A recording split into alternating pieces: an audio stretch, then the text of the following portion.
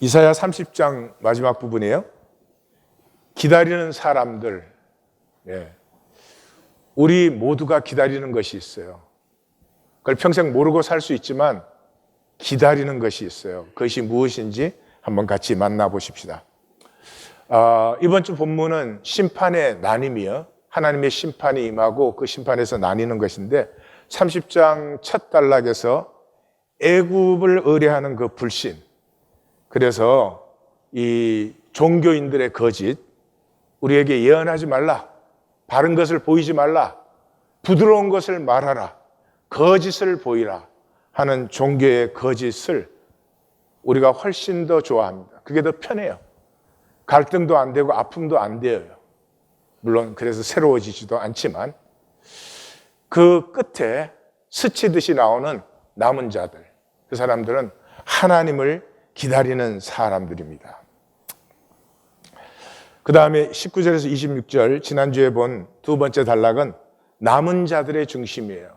남은 자들의 중심이 뭐가 있는가? 이 시끄럽고 소란스러운 역사 상황 속에서 그들에게는 야라의 세미한 음성, 야라는 가이드, 가르치다, 그런 뜻이라고 했죠.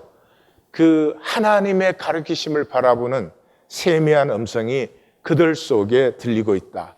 항상 상황이 앞에 있는데, 상황으로 살 수밖에 없는데, 상황의 종이 될 수밖에 없는데, 뒤에서 세미하게 들리는 하나님의 음성을 듣는 사람, 이것이 남은 자를 만든다.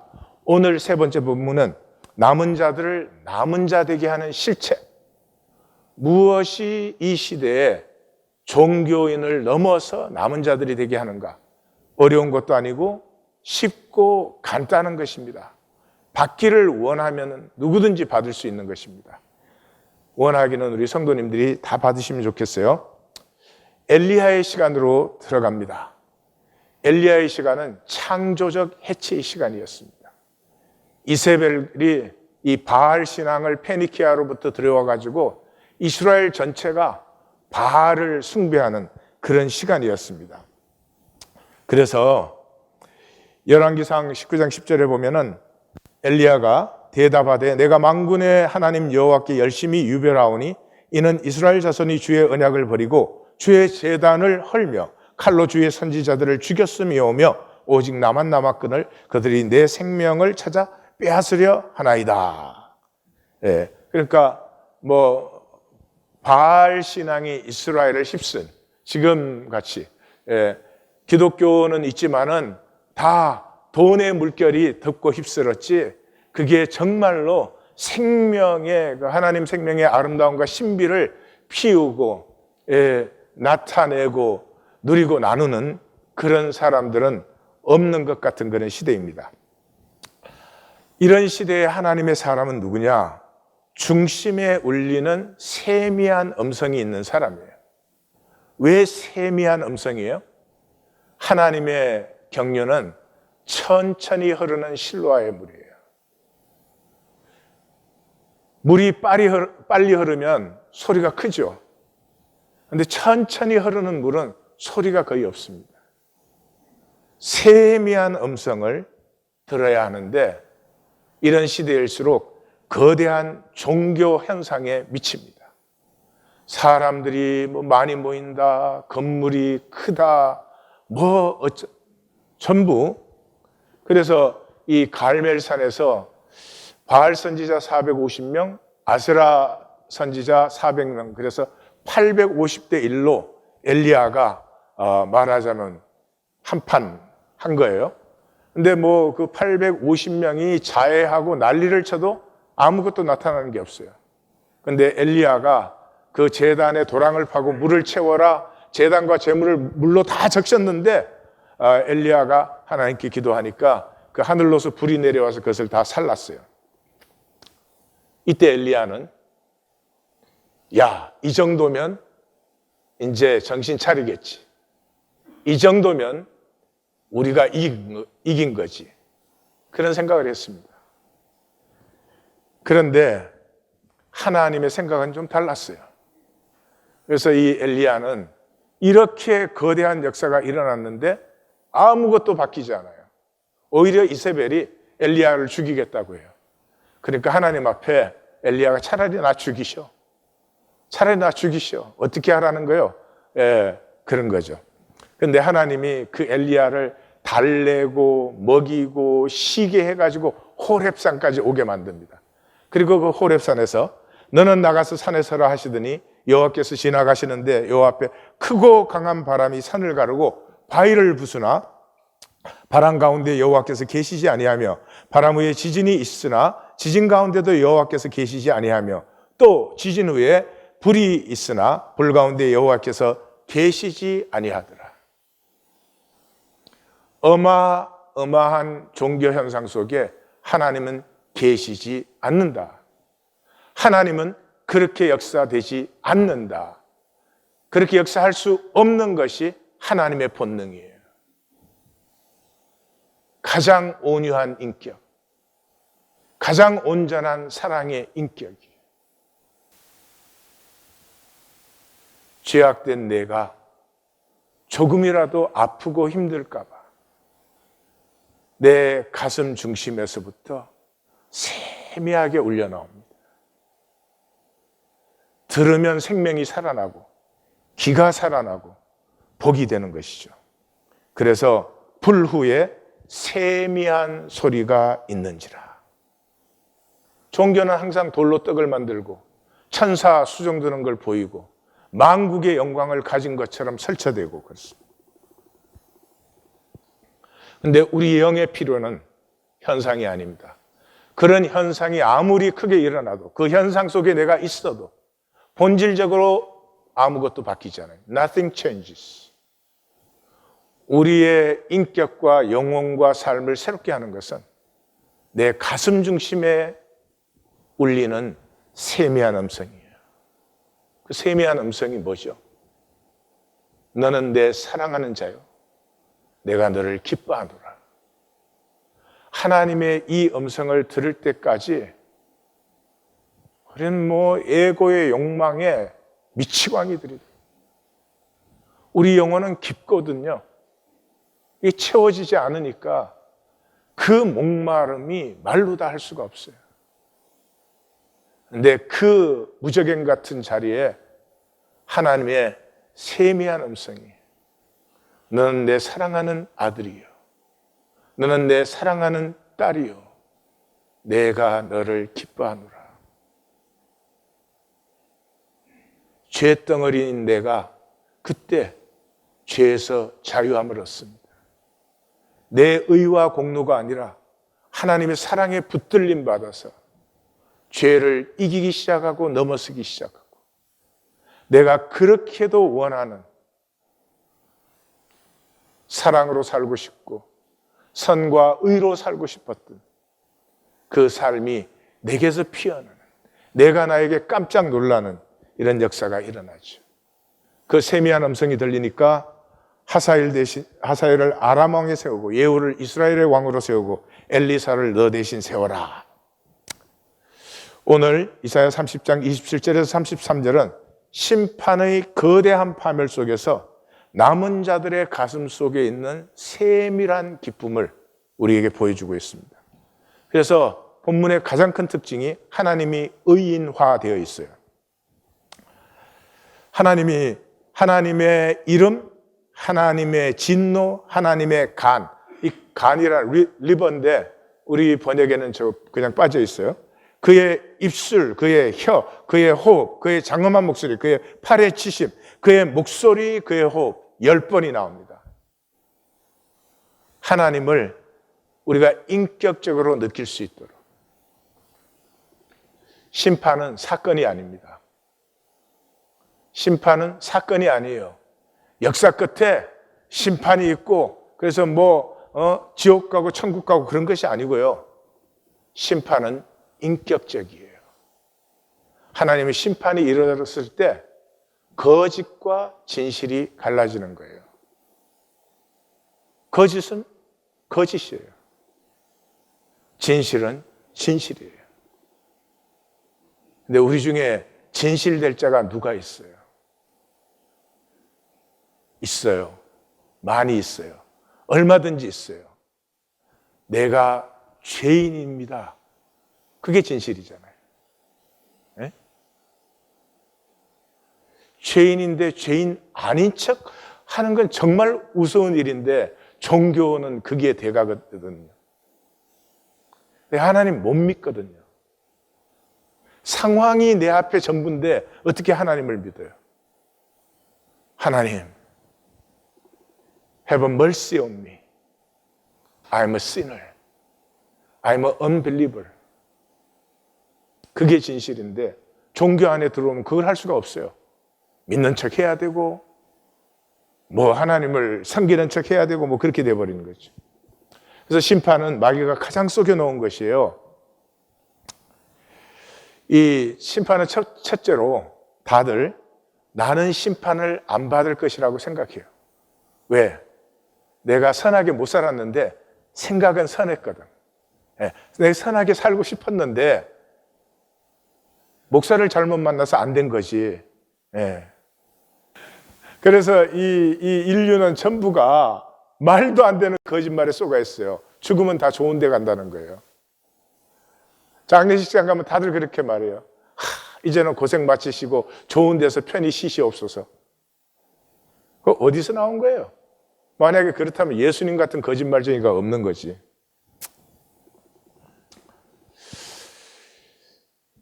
우리는 마지막 순간까지 진실을 직면하지 않아요.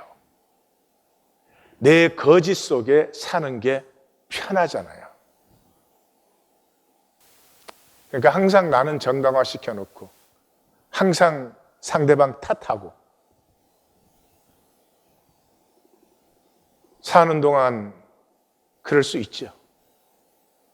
그런데 마지막 순간까지 그렇다는 것은 비극적인 일이에요. 비극적인 일이에요.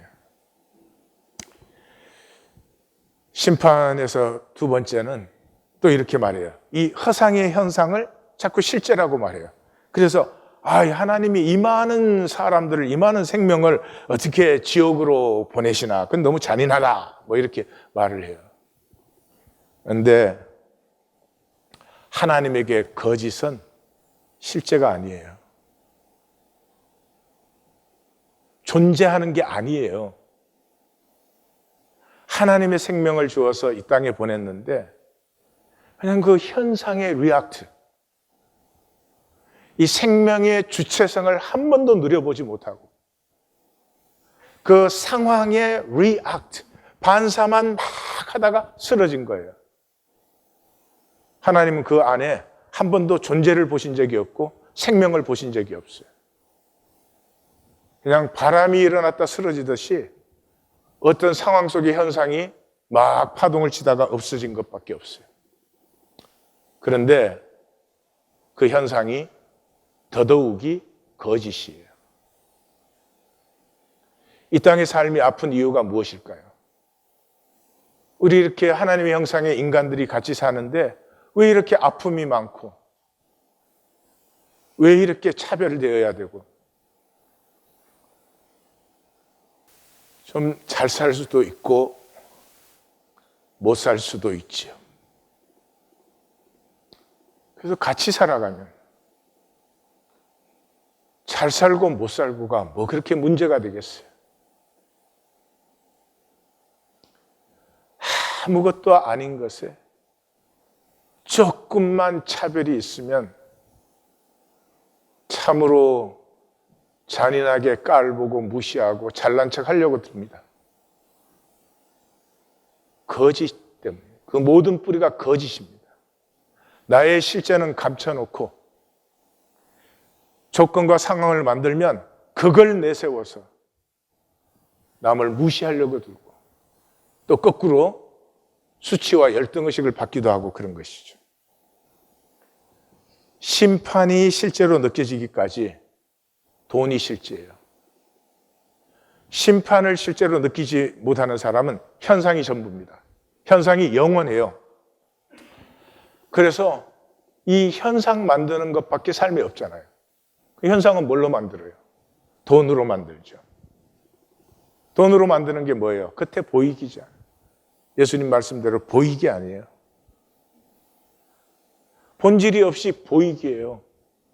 허무는 본질이 없는 것이죠.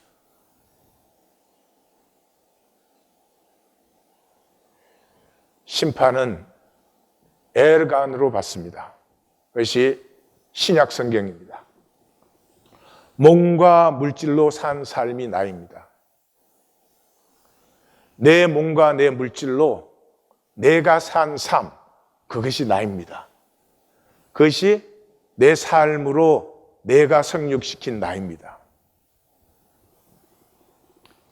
속사람의 삶이에요. 속사람은 둘 중에 하나예요. 내 속사람은 에고든지 그리스도든지. 그리스도가 속사람이 되면 내 안에 하나님의 형상이 피어납니다. 에고가 내 속사람이 되면은 내 욕심이 내 모든 것이 됩니다. 예수님을 훌륭한 가르침을 주신 그런 분으로들 다 말씀하지만 성경은 전혀 아닙니다. 아무리 중요한 말씀도 예수님께서 3번 반복한 게 없습니다. 그런데 심판만 쫓겨나 8번, 바깥 어두운데 3번, 슬피 울며 5번, 이를 갈리라 2번, 꺼지지 않는 불 4번, 지옥 12번. 성경에 지옥이 있다라고 말할 수 있는 부분이 없습니다. 있다라고 하는 부분이 없어요. 저게 지옥을 말하는 것이라고 해석할 수 있어요. 그런데 지옥을 직접적으로 말씀하신 분은 예수님밖에 없어요. 예수님이 안 계셨으면 지옥은 실제가 아니고 믿어서도 안 되는 것이죠. 예수님은 딱 하나였습니다. 그 짧은 생애를 통해서 보여준 것은 우리는 아버지로부터 나왔어. 아버지와 하나 돼야 돼. 끝까지 단절되어서는 안 돼. 이것이 예수님이에요. 바울이 쓴 첫 편지가 데살로니가 전서입니다. 이 데살로니가 전서는 박해와 거짓을 이겨야 되는 성도들에게 쓴 편지예요. 그래서 주제가 3장 13절에 우리 같이 한번 읽을까요? 너희 마음을 굳건하게 하시고 우리 주 예수께서 그의 모든 성도와 함께 강림하실 때 하나님 우리 아버지 앞에서 거룩함에 흠이 없게 하시기를 원하노라. 아멘. 이게 이제 데살로니가 전서의 핵심 기절이거든요. 아시죠? 바울이 이제 1차 전도 여행을 가서 소아시아 쪽으로 갔죠. 거기에서 온 시민이 다 나오고 허다한 무리가 모이고 바나바와 바울을 제우스와 허르메스라 하고 막 이런 역사들이 일어났습니다. 그래서 바울은 그 소아시아로 또 가고 싶어서 다시 가는데 성령님께서 그냥 딱딱해서 이 빌립보 쪽으로 튕겨버리죠. 그런데 빌립보에 들어가서부터 시작해서 2-3 안식일 복음을 전하면 쫓겨나고 맞고 감옥에 갇히고 이렇게 해가지고 이제 아덴을 지나서 아덴에서 처참한 실패를 하고 날마다 만나는 사람들과 쟁론하였더라. 그런데 그를 친하여서 몇 사람이 믿어주었다. 이렇게 성경 참 재밌지 않아요? 그리고 고린도로 건너갔어요. 그 고린도로 건너가서 그가 심히 약하고 두려워 떨었다. 그때 신앙이 시작되는 것입니다. 하나님 앞에 나올 때 두렵고 약하고 심히 떠는 것이 예배입니다. 그때 하나님의 마음이 임하고 하나님의 가슴이 임하고 하나님의 세미한 음성을 듣죠. 바울도 들었죠? 두려워하지 말라. 내가 너와 함께한다. 이 성중에 내 백성이 많이 있다. 그래서 그 복음만 전하고 떠나온 교회들이 걱정되어서 디모데를 보냈는데 디모데가 그 소식을 전하는데 너무너무 아름답고 건강하게 교회가 서 있는 모습을 전합니다. 그래서 사도 바울이 이제는 우리가 살리라. 야, 이제 내가 살겠다. 그러죠. 1차 전도 여행에 어마어마한 종교쇼, 온 시민이 다 나왔어요. 유대인, 헬라인이 함께 나왔어요. 거기에 이적과 기사와 표적이 일어나고 바울은 심지어 죽은 것 같다가 다시 살아나고 하는 역사가 있었습니다. 그러나 정말로 교회가 된 교회는 소아시아가 아니었고 이 마게도니아와 아가야에 있는 교회들이었습니다. 그중에 고린도 교회는 문제투성이의 교회였습니다. 그런데도 그 교회가 끝까지 하나님의 일에 동참하는 교회가 되죠. 이 데살로니가는 디모데 소식에 의하면 두 가지의 영적 공격을 받고 있었습니다. 하나는 환난입니다. 환난의 박해를 받고 있었어요. 그래서 너희는 많은 환난 가운데서 성령의 기쁨으로 말씀을 받아 우리와 주를 본받은 자가 되었다. 형제들아, 그들이 유대인들에게 고난을 받은 것 같이 예루살렘에서 예루살렘 교회 성도들이 유대인에게 고난을 받은 것 같이 너희도 너희 동족에게서 동일한 고난을 받았다. 그 다음에 그 박해뿐만 아니라 이 유대 종교주의자들에게 시달렸죠. 그래서 우리가 먼저 빌립보에서 고난과 능력을 당하였으나 그 유대 종교인들이 바울이 이 복음을 전하는 종교 아니다, 하나님 안에서 한 가족 되는 것이다 하는 것을 핍박해서 쫓아냈죠. 우리 하나님을 힘입어 많은 싸움 중에 하나님의 복음을 너희에게 전하였다. 유대인은 그 당시 유대인은 다 유대 종교인들이죠. 주 예수와 선지자들을 죽이고 우리를 쫓아내고 하나님이 기쁘시게 하지 아니하고 모든 사람에게 대적이 되어 우리가 이방인에게 말하여 구원받게 함을 그들이 금하여 자기 죄를 항상 체험해 노하심이 끝까지 그들에게 임하였느니라. 바울의 평생이 종교는 구원이 아니다, 종교 생활은 구원이 아니다 라고 유대 종교와 싸운 일생이죠. 어떻게 하다 보니 저도 평생 하는 말이 종교는 절대로 구원이 아닙니다. 구원이 구원입니다. 구원받은 자는 하나님과 하나 된 것이고 하나님의 임재 안에 사는 것이고 세상 삶을 살지 않고 하나님의 나라를 사는 것이고 그들이 구하는 것은 분명히 그의 나라와 그의 의를 구합니다. 어느 때까지 이 고통스러운 역사를 이대로 두시겠습니까? 하나님의 통치를 왜 이루지 않고 이 악이, 이 고난이 계속되게 하십니까? 이것이 구원이지 세상 거 욕심내고 그거를 더 갖지 못해서 목마르고 그런 구원이 어떻게 구원이 될 수가 있습니까?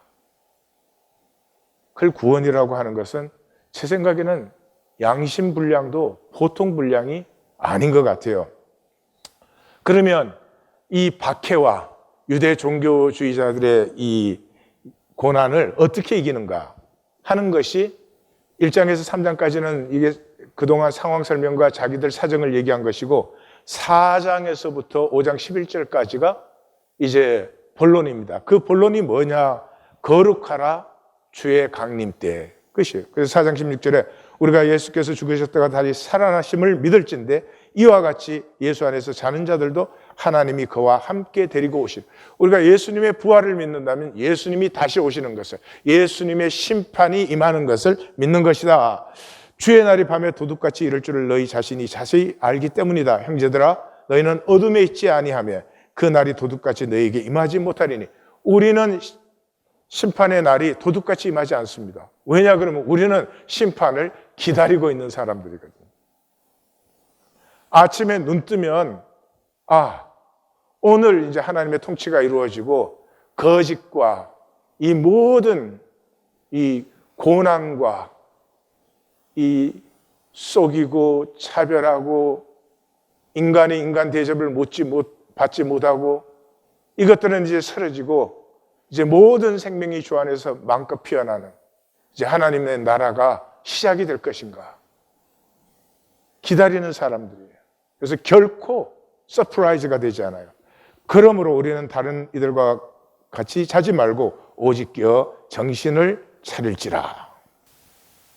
그리스도인은 심판을 바라보는 사람들이에요. 심판을 생명의 저주가 끝나고 생명의 영광이 피어나는 그 시간을 기다려요. 그것을 기다리는 사람은 두 가지가 나타날 수밖에 없어요. 십자가의 신앙과 서로 사랑. 함께 기다리는 성도가, 형제와 자매가 얼마나 고마운지 단절되어서는 기다릴 수가 없습니다. 1820 데일리 브레드 순의 중심 기도가 그것입니다. 주여 어서 오시옵소서. 어느 때까지. 그것이죠. 본문은 심판의 강림이고 거기에 나누어지는 멸망과 구원이죠. 27절 여호와 이름이 원방에서 오시고 불같은 분노, 불이 세 번 나오죠. 빽빽한 연기 같고 불 붙듯이 오고 맹렬한 불 같고 이렇게 해서 나오는데 원방에서 온다는 말은 차원이 다른 것입니다. 하나님의 나라의 차원이 드디어 이 현상 차원에 임해서 들어오는 것이죠. 하나님의 이름이라고 하는 것은 하나님의 통치와 하나님의 주권이죠. 그것이 이 역사 속에 하나님이 감추어져 있고 하나님의 통치가 부인되던 세상에 드디어 임하는 것이죠. 멸하는 키로 열방을 까부르고 민족들을 재갈을 물린다. 멸하는 키니까 추수하니까 알곡과 가라지가 갈라지는 것이고 재갈을 물리니까 마음대로 할 수 없어요. 이 현상 동안은 우리에게 다스림의 권세를 위임했기 때문에 우리 마음대로 살 수 있어요. 하나님이 간섭하실 수가 없어요. 그런데 마음대로 할 수 없는 시간이 오는 것이에요. 그때 나는 누구인가 하는 것이죠. 절기에 여호와의 산 이스라엘 반석에게 나아가는 기쁨. 이 순례하여서 우리 3장 처음부터 봤죠. 시온으로 나온 남은 자들의 기쁨. 시편 133편. 시온으로 나온 이유가 뭐예요? 보라, 형제가 하나 되어 함께 동거함이 어찌 그리 선하고 아름다운 거. 30절 여호와의 장엄한 목소리를 듣고 팔에 치심을 보이신다. 그러니까 심판을 이 남은 자들이 듣고 보게 하시는 거죠. 하나님 역사의 완성의 증인이 되는 남은 자들이에요. 그래서 여호와의 목소리 막대기로 치심이 아수르를 낙담케 한다. 지금 아수르가 이제 뭐 거의 망하는 시점이기는 하지만 세계 월드 파워로 있는 때잖아요. 그래서 하나님의 역사가 나타나심으로 세상 권세가 무너지는, 그러니까 역사적인 심판을 보여주심으로 말미암아 하나님의 영원한 심판의 교훈을 받게 하시는 거예요. 그래서 예정한 몽둥이와 전쟁의 팔을 들어 그들을 치신다. 그때마다 소고와 수금의 소리가 높아진다. 전쟁 때 이렇게 싸워서 이기잖아요. 이기는 쪽은 그 승전을 독려하는 북이 둥둥둥둥 울리고 나팔이 막 울려 퍼지고 하잖아요. 그 장면을 하는 거예요. 그래서 이 아수르의 심판을 보면서 심판의 그 교훈을 받고 하나님의 심판 때에 우리는 그 찬양의 소리가 높아지는 사람이 되어야지 멸망의 이 비통함이 높아져서는 안 된다 하는 것이죠. 33절 왕을 위한 도벳. 도벳은 이 제단 이름이요. 산채로 사람을 불태워서 제사 드리는 그 제단이 도벳이에요. 왕을 위한 도벳은 이미 세워졌고 깊고 넓으며 거기에 불과 많은 나무가 있어 여호와의 호흡이 유황개천되어 이를 사른다. 산채로 살라지는 세상 왕권의 비참한 종말을 말해주고 있죠. 남은 자는 구하고 찾고 두드린, 기다리고 바라봄이 있는 자죠. 근데 기다리고 바라봄이 있다는 말은 이 세상 거짓과 허무의 뜨악함을 만났기 때문이에요. 사도 바울의 말로 하면은 배설물이에요. 이사야 선지자의 말로 하면은 오물이에요, 오물. 생의 마지막 순간이 되면은 왜 내가 그런 걸 위해서 살았을까? 하나님의 생명을 가지고 한 번밖에 살 수 없는 이 삶 속에서 왜 그런 것에 욕심을 내고 살았을까? 그것 때문에 거짓되고, 그것 때문에 내 자신도 못 누리고, 그것 때문에 가족조차도 못 누리고, 이 따함을 만난 사람만이 이 현상을 넘어서 내 생명의 본질을 누리기를 원하게 되죠. 이것이 복 중의 복입니다.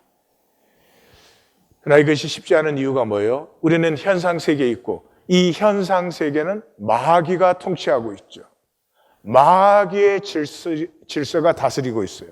다시 말해서 거짓의 역사가 온 세계에 충만하죠. 그 거짓의 역사 속에서 자기 자신에게조차도 거짓된 이 거짓의 역사 속에서 그 거짓을 넘어서 나 자신의 진실을 가꿀 수 있는 길은 심판이 실제로 느껴질 때뿐입니다. 심판이 실제가 아니면 이 모든 것은 다 성경 지식이 됩니다. 종교 지식이 됩니다. 그걸 다 알고 있습니다. 그러나 실제는 현상이에요. 실제는 현상이니까 돈밖에 없는 거예요. 무의식적이지만 돈이 가치 중심이에요. 뭐 행동 하나를 해도 이 돈 계산이 반드시 그 중심에 들어있어요. 이 일을 하는데 내 생애에 이게 정말 나의 가치를 창조하는 일인지, 이게 정말 내가 하고 싶어서 하는 것인지, 그런 건 전혀 관심 밖이에요. 모든 선택의 중심에 돈 계산이 들어있어요. 모든 종교 행위에도 물론이고요. 며느리의 비밀 서랍이라고 하는 작품을 나누겠습니다. 이 동창 모임에 60대 초반 그런 나이에 그 여자분들이, 근데 이 주인공인 시어머니는 대학교 교수님이세요. 교수님인데 그 동창들이 이렇게 모였는데 전부 며느리하고 문제가 아주 많아요. 근데 이 시어머니만 며느리하고 너무 좋은 관계예요.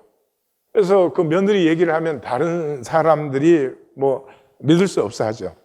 그러는데 이제 그 며느리가, 아들은 미국에서 공부를 하고 있고 며느리는 먼저 공부를 마치고 아들 하나 데리고 이 대학으로 왔는데 그 지방 대학이에요. 그래서 그 지방에 내려가서 이제 들어가면 집 청소해주고, 대학 교수님인데 집 청소해주고 또 아이 픽업에 오고 저녁 식사 준비하고 이제 내려가는 날은 그렇게 해주는 거예요. 근데 그날도 청소를 이렇게 하다 보니까 그 며느리의 그 메모리 북이 그 급히 나가느라고 했는지 그냥 이렇게 있는 걸 보았어요.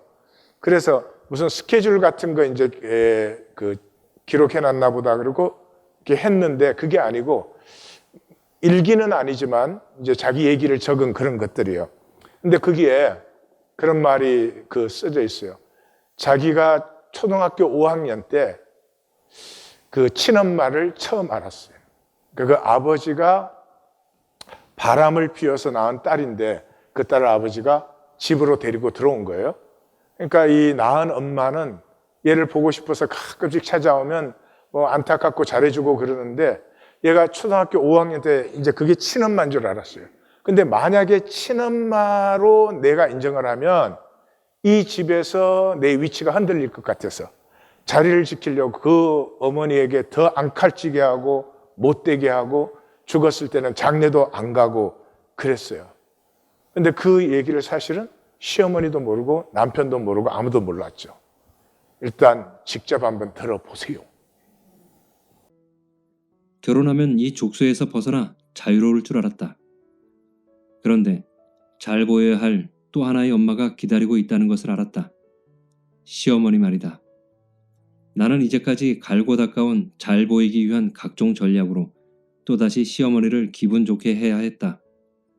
물론 어릴 적부터 그러했듯이 나는 내가 어떻게 해야 시어머니가 좋아할지를 알고 있다.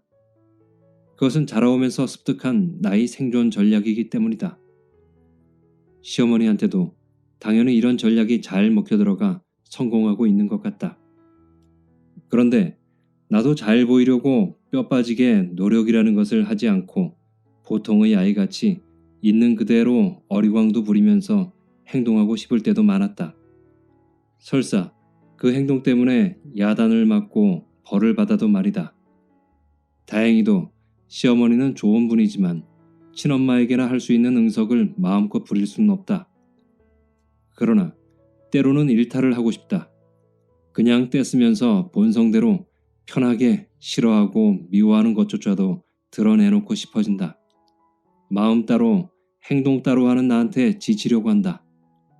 시어머니를 친엄마처럼 생각하지도 않으면서 엄마로 부르는 나의 모든 모순적 행동에서 벗어나고 싶다. 그러나 아마 이런 객기는 자주 부릴 수 없을 것 같다. 낳아준 엄마의 진정한 모성이 무엇인지를 알게 해준 목숨보다 더 사랑하는 금쪽 같은 내 아들을 잘 키우기 위해 꼭 있어야 할 시어머니이기 때문이다.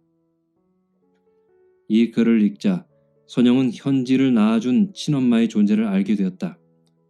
이제까지 선영은 고등학교 때 돌아가셨다는 분이 현지의 친엄마인 줄 알았다. 민호조차도 현지의 생모 얘기는 모르는 것 같았다. 그러면서 최근 현지의 다소 달랐던 행동들이 새삼 머리를 비집고 들어왔다. 오른쪽 어깨 수술로 식사하기가 어려웠던 선영을 현지가 밥을 떠먹여 주었을 때가 생각났다. 그때 현지가 끼고 있는 다이아몬드 반지를 우연히 보게 되었는데 결혼 때 선영이 예물로 해주었던 반지와는 다른 모습이었다. 다이아몬드 크기는 동일하지만 세팅이 달라져 있었다. 선영이 친구한테 소개받은 보석상에 가서 큰맘 먹고 맞추어 준 것이었다. 그런데 현지는 그동안 별로 마음에 들지 않는 반지를 억지로 끼고 다녔다는 것을 항변이라도 하듯 선영과 상의하지도 않고 세팅을 새로 해 보란듯이 끼고 온 것이다. 그리고 선영은 현지한테 새 차를 사주려고 했을 때가 떠올랐다. 현지는 선영이 차 사라고 주는 돈을 받지 않는다며 선영이 타던 헌차를 주고 대신 그 돈으로 선영의 새 차를 사라고 했다. 선영은 현지의 이런 행동을 배려심이라고 착각했다. 그런데 지금 곰곰이 생각해보니 현지의 관점은 다른 것일 수도 있었다. 선영은 현지한테 사주는 것이 즐겁겠지만 현지 입장에서 보면 아무것도 해주지 않는 친정과 비교되기도 하고 자신의 취향과 거리가 먼 선영이 사주는 물건들이 마냥 좋지만은 않았을 것 같다. 자동차를 포함해 각종 물건들을 받는 게 부담된다는 것을 민호를 통해 간접적으로 완곡하게 전했던 기억도 어렴풋이 났다. 그동안 선영이 친딸처럼 생각해왔던 현지의 가슴 밑바닥에는 다른 마음이 숨겨져 있던 것이다. 출생의 비밀과 지금까지 버텨온 치열한 생존 전략을 깊게 감추어 놓은 서랍이 현지 마음속에 있을 것이라고 짐작조차도 못했다. 어쩌다가 우연히 현지의 비밀 서랍을 훔쳐본 선영은 무척 혼란스러워졌다.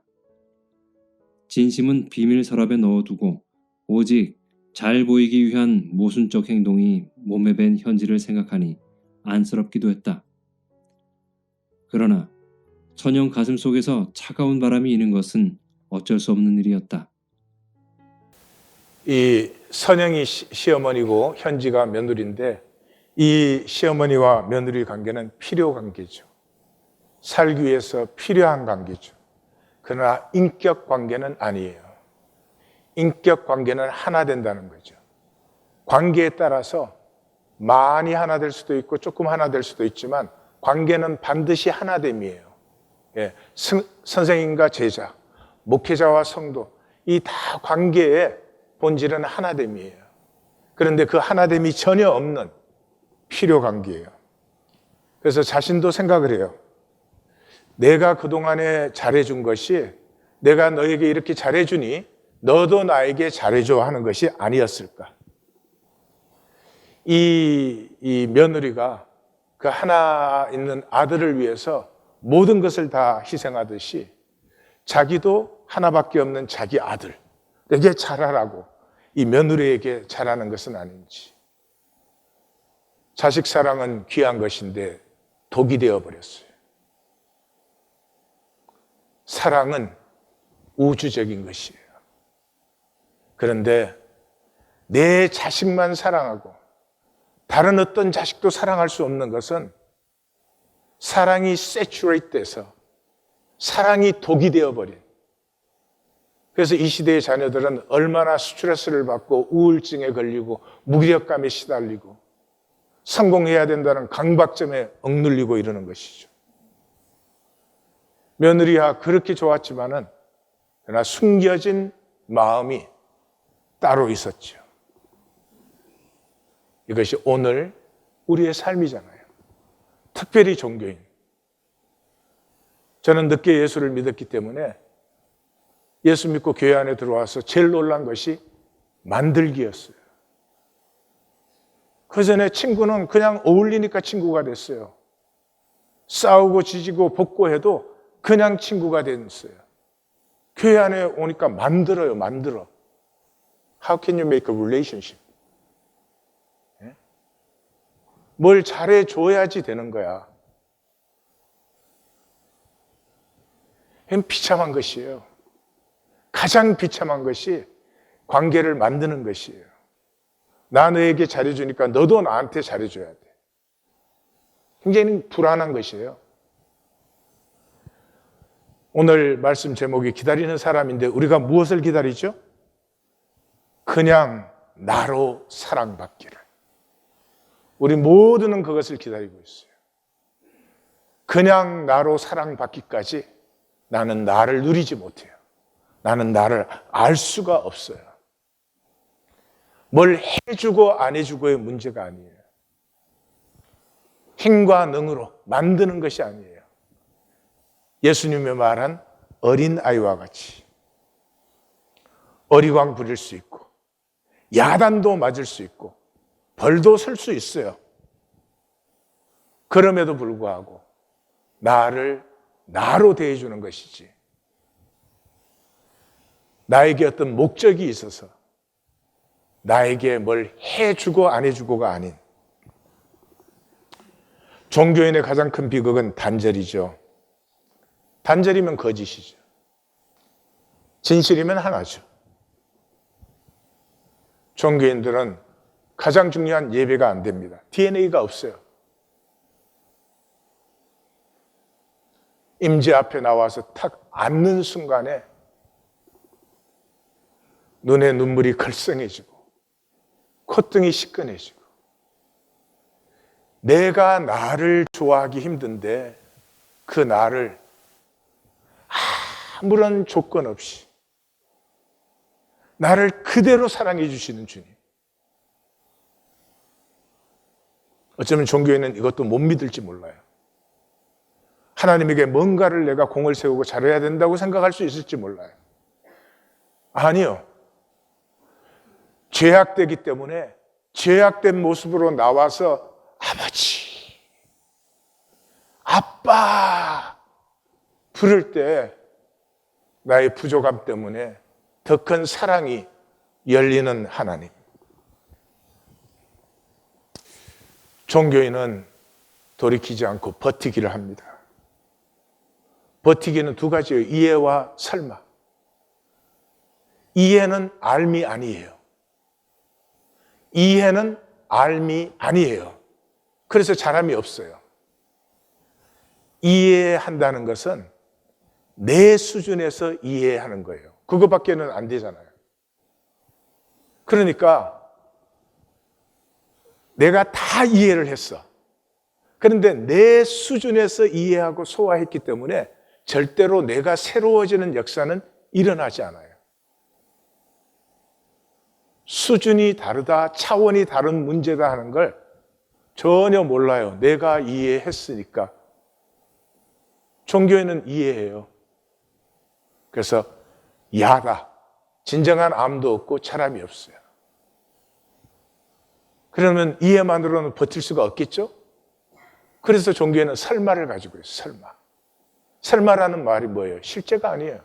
하나님 다 이해해요. 실제가 아니에요. 심판이 절대로 실제가 아니에요. 실제가 아니기 때문에 안타깝지 않아요. 안타깝지 않기 때문에 예배가 아니에요. 종교에는 자기가 예배를 나와줘요. 오늘 무슨 예배가 있는데 내가 나가줄까 말까 이래요.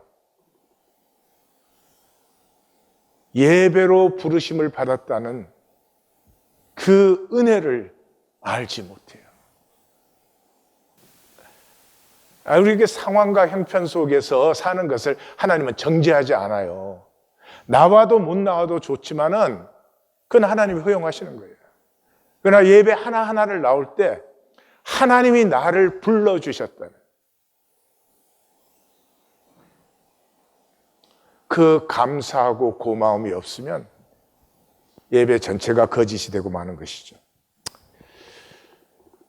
이 모든 문제의 핵심은 속사람이 있습니다. 속사람은 하나님의 형상이 피어난 생명이에요. 성경에서 말할 때는. 그러나 우리의 속사람은 또 딴 속사람도 있어요. 그래서 다이아그램을 제가 그렸죠. 이게 우리가 육체 가운데 살잖아요. 근데 그리스도를 영접했어요. 저 동그라미는 그리스도예요. 그리스도가 나에게 들어오시면 내 속에 있는 저 점이 하나님의 형상, 씨앗이에요. 아니, 씨앗이 아니라 배. 핵이에요, 핵. 그 핵을 품어줘요. 이 생명 핵은 무조건적인 사랑에 품어지지 않으면 절대로 자라날 수 없어요. 애가 딱 태어났는데 태어나자마자 너 1시간 내에 한 번 이상 울면 혼나. 이런 걔는 자랄 수가 없는 거죠. 그런 거예요. 그냥 우리에게 있는 하나님의 형상은 이 형상 자체가 무한귀한 것이기 때문에 무조건적인 무한한 사랑에 품음 받을 때만 피어납니다. 그래서 그리스도를 영접하면 이 그리스도가 배젖, 씨앗의 핵이 피어나는 그 영양분, 배젖이 되어줘요. 그래서 내 안에, 사도 바울은 내 안에 그리스도가 사는데 그 그리스도 안에서 내가 육체 가운데 산다 하는 것은 여전히 육체 가운데 있는데 이제는 하나님의 형상이 피어나 산다 그런 것이에요. 이것이 이제 성경이 얘기하는 사실은 속사람이에요. 그런데 그리스도 영접하지 않아도 우리가 속사람이 다 있어요. 그 속사람은 뭐예요? 이 생명 핵이 그리스도 영접 안 됐으니까 에고에 쌓여 있어요. 잘나야 되고 절대로 질 수 없고 어떤 것에도 나는 남보다 많이 가져야 되고 높아야 되고 성공해야 되고 그런 것들이죠. 근데 그만큼 그렇게 원하는 만큼 수치와 열등의식은 또 더 깊어지죠. 그래서 이 종교인은 그리스도와 단절되어 있습니다. 그리스도 영접하지 않았어요. 어디에 영접했어요? 생각에 영접했어요. 에고에 영접했어요. 그래서 종교인은 그리스도의 속사람이 아니고 에고의 나, 에고의 속사람으로 종교 생활을 하고 있는 것이죠. 사실은 그래서 겉사람뿐이에요. 하나님 형상의 아름다움을 모르기 때문에 겉에 뭔가 좀 번쩍거리는 것, 뭔가 좀 비싼 것, 뭔가 자랑스러운 것, 그런 것을 갖다 붙여야 되는 거죠.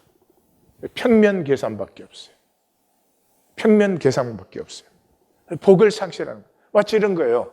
바둑을 두는데 딱 한 수밖에 못 봐. 그 앞에 있는 거 먹느냐 먹히냐 그거밖에 몰라. 그래서 대마 전체가 죽는 이것이 종교인의 삶이에요. 심판은 계산을 완성시켜줘요. 심판을 바라보는 사람은 당장의 이익 손에 붙들리지 않고 주님 앞에 쓸 때 나를 향해서 살아갈 수 있어요. 그래서 이 현상의 것에 미혹되지 아니하고 내 생애의 모든 길이 내 안에 주시는 하나님의 형상을 피우는 선한 싸움, 달려갈 길, 지킬 믿음을 하는 것이죠. 우리의 생명이 실제가 되는 유일한 길은 속사람밖에 없어요. 그리스도를 영접해서 그리스도가 내 하나님의 형상을 품어서 그리스도를 먹고 이것이 자라서 나의 나됨이 이루어져야 돼요. 그런데 바울이 그렇게 종교의 휘황찬란한 쇼를 펼쳤던 소아시아의 교회의 총결론이 뭐예요? 성경은 제일 마지막 책 계시록에서 소아시아의 7교회에게 편지를 하고 그 7교회의 마지막 결론이 이것입니다. 볼지어다 내가 문 밖에 서서 두드리노니 누구든지 내 음성을 듣고 문을 열면 내가 그에게로 들어가 그로 더불어 먹고 그는 나로 더불어 먹으리라. 그 휘황찬란했던 소아시아 교회들은 사실은 그리스도가 문 밖에 서 계신, 그리스도와 단절된, 그리스도가 속사람 되지 못했던 종교인들이었습니다. 심판은 영원히 나뉘는 것입니다. 그냥 나뉘지 않고 영원히 그것을 의식하는 것입니다. 하나님의 은혜를 입은 자는 영원히 영광을 누립니다. 근데 그것을 패한 자는 영원히 허무합니다. 두말할 것도 없이 그리스도의 생명으로 피어난 나는 하나님 생명의 무한 신비를 누리죠. 근데 영원한 허무가 되면 영원한 고통이에요. 왜요? 성경은 인간에게서 가장 고통스러운 것이 허무라고 말하고 있어요. 불교는 고예요. 이 고난, 고통이 어렵다고 하는데 성경은 고난 속에 사람은 살 수 있어요. 그런데 허무한 사람은 살 수가 없어요. 그래서 성경은 인생의 문제를 허무로 핵심짓죠. 규정짓죠. 종신토록 땀 흘려 수고했는데 가시덤불과 엉겅퀴를 거두어요. 평생을 싸워왔는데 향방 없는 달리기에 허공을 치는 주먹질이었어요. 사도 바울은 로마서에서 이것을 평생이 썩어짐의 종로릇하고 허무에 굴복한 삶이라고 얘기하고 있어요. 둘 중에 하나입니다. 거짓으로 살면 허무가 영원한 결과입니다. 종교 안에 있으면 편안합니다. 스스로 속이니까. 설마 지금 잘 살고 있잖아요. 돈이 좀 없어서 그렇지. 내 본질 문제는, 내 영원한 실제 문제는 전혀 직면하지 않지요. 2023년은 직면하고, 그래서 우리가 할 수 있는 건 거기까지밖에 없어요. 직면해서 가슴이 아파지는 곳에 하나님의 긍휼과 자비의 은혜가 흘러 넘치는 것입니다. 예, 나눔 가이드.